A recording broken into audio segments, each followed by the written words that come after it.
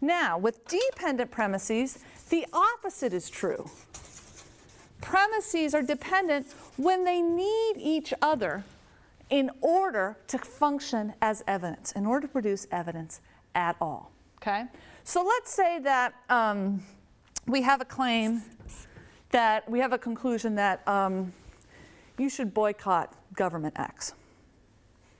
I'm trying to persuade you to boycott this government. Don't go to its country, don't travel there, don't buy its products. And I say, why? Well, the boycott will convince them to stop violating human rights. And they should stop violating human rights. Two different claims, by the way. The boycott will force them to stop violating human rights, and they should not violate human rights. Now, if either one of these is false, if someone comes along and says, boycotts never have worked, you can boycott them till the cows come home. That's not going to change their policy. 2 is not true. Well, if 2 is not true, then 3 can no longer provide evidence for the conclusion. The fact that they should stop violating human rights cannot give evidence for me boycotting them unless the boycott would work. So these two premises, while distinct claims, very distinct claims, need each other in order to provide evidence at all. For dependent premises, we use a double arrow. Now, a double arrow with an arrow coming from beneath it still means the same thing as our single arrow. 2 and 3 together give evidence for number 1. Okay? Now, we can have claims, arguments, that have more than 2 dependent premises. For example, think of an argument that says, teaching team sports increases bodily confidence. Girls don't have a lot of bodily confidence. Girls should have bodily confidence. And the conclusion being, therefore, we should have girls taking team sports. 3 claims. Team sports teach bodily confidence. Girls don't have bodily confidence. And girls should have bodily confidence. All giving evidence to the claim that girls should be involved with team sports. Let's say one of them is not true. Someone comes along and says, I don't know if you've seen the latest research, but girls since about 5 or 8 years ago have tons of bodily confidence. They're swaggering left and right. If that's the case, then it doesn't matter whether team sports enhance it, because I no longer need to enhance it because the girls are already demonstrating that. Okay, so dependent premises who need each other in order to provide evidence at all, we represent by a double arrow. Now, why do we have to be so careful about distinguishing between independent and dependent premises? Well, let's say you've diagrammed a really complicated argument, and you've decided that the diagram looks like this.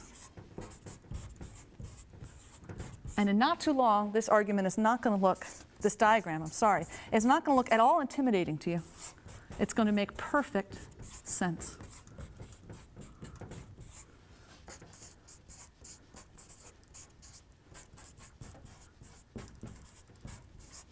Okay, so you've diagrammed an argument, and it looks like this. We can interpret the argument in this way. 2 and 3 dependently give evidence for 1. 6 and 7 dependently give evidence for 2. 12 and 13 dependently give evidence for 6. 14 and 15 dependently give evidence for 7. 8 and 9 dependently give evidence for 4. 10 and 11 dependently give evidence for 5. 4 and 5 dependently give evidence for 3.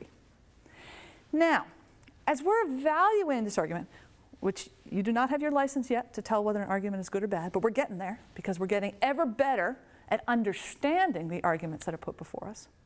You may say, okay, it turns out that 9 is false.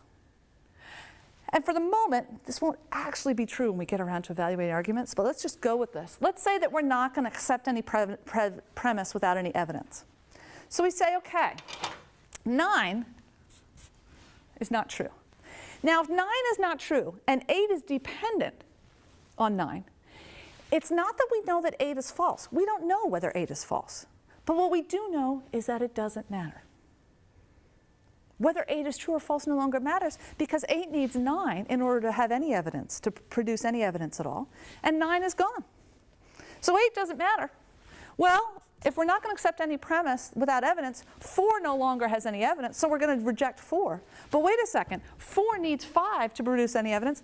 5 may be true, but it doesn't matter because it needs 4 and it just lost 4. Now 3 doesn't have any evidence for it. 2 may be true, but we don't care because 3 is no longer functioning. This whole argument just collapsed. And you were able to see that it collapsed for 2 reasons. One, you understood the whole structure of the argument. You understood the relationships among all the premises that it uses. And because you did, you understood how falsifying just one claim renders the whole argument without any evidence. Now let's change it just a tiny bit. Let's pretend that 2 and 3 are not dependent, but are independent, and that 9 is false. Okay?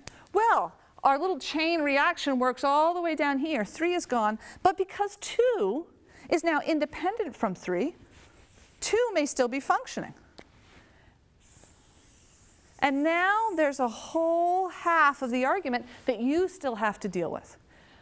Falsifying 9 falsified that entire side, but there's still a huge chunk left. One of the very common mistakes that people who aren't very fluent in argumentation make is they think if they contradict one claim in one part of the argument, the whole argument falls apart. That may be true. It is not often true, but it may be true. But in order to show me how falsifying one claim renders the whole argument invalid, you've got to understand all the logical relationships. It's even possible, by the way, that there's another branch over here. Let's say there's one more branch over here, just of one claim, premise 17, independently. And maybe all of this gets falsified, but you're still left with this one premise out here that produces evidence. Then you've got to deal with that piece of evidence as well.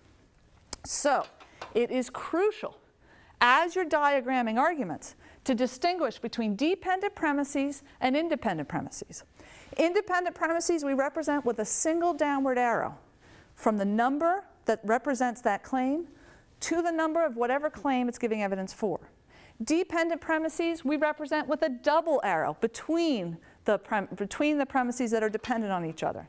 And when we have more than one dependent premises, such as with the example of the girls in the team sports, you simply do this. Another double arrow, and then a single arrow from beneath. Okay? Now we are very close to having everything we need to diagram any argument on any subject of any length and of any complexity. We just need one more thing, and that one more thing may be among the most difficult of all, and that's the notion of unstated premises.